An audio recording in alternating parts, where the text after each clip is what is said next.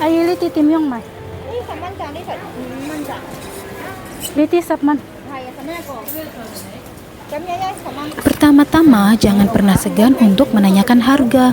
Walaupun di situ sudah ada tulisan harganya, karena ada dua pilihan. Bisa jadi yang tertulis itu harga per ikat, bisa juga itu harga per kilo. Jadi nanti barangnya masih akan ditimbang. Yang kedua, ketika membeli buah, kita jangan dulu membayar atau sibuk mencari uang sebelum buahnya kita terima atau kita selesai dilayani.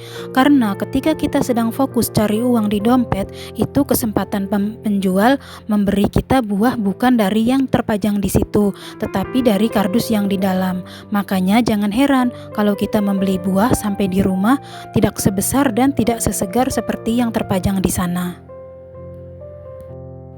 Yang ketiga, usahakan kita membeli sayur atau buah di satu tempat. Jadi kita sudah berlangganan di situ. Ketika penjual sudah mengenali wajah kita, maka kita akan dikasih harga yang lebih murah. Saya juga kalau Imlek banyak humpau karena mereka yang mengasih, karena mereka sudah mengenali saya. Tentunya kita juga harus tahu dulu tempat-tempat yang lebih murah dan barang-barangnya bagus. Keempat, jangan meninggalkan dorongan belanjaan kita jauh-jauh dari kita.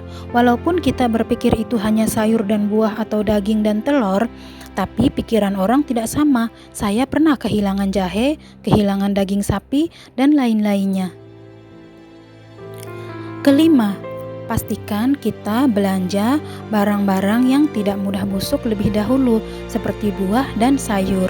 Kemudian ketika sudah selesai baru kita membeli daging dan ikan. Karena daging dan ikan kalau kelamaan kita bawa muter-muter di pasar, bisa jadi tidak akan fresh lagi atau bisa jadi bau.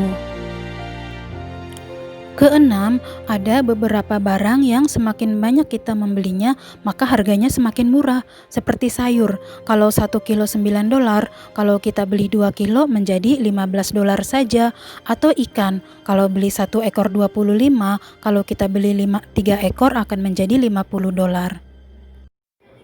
Kalau teman-teman belanjanya di pasar tradisional, maka penjual yang di dalam gedung pasar harganya lebih mahal daripada penjual yang di luar gedung pasar.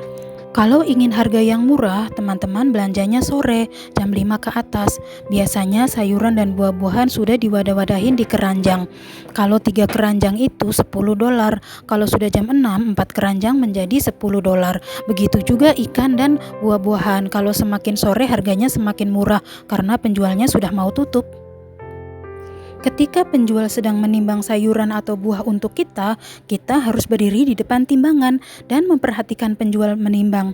Karena banyak penjual yang nakal, apalagi tahu kita orang Indonesia, mereka mengira kita tidak mengerti dan mengurang-urangi timbangan.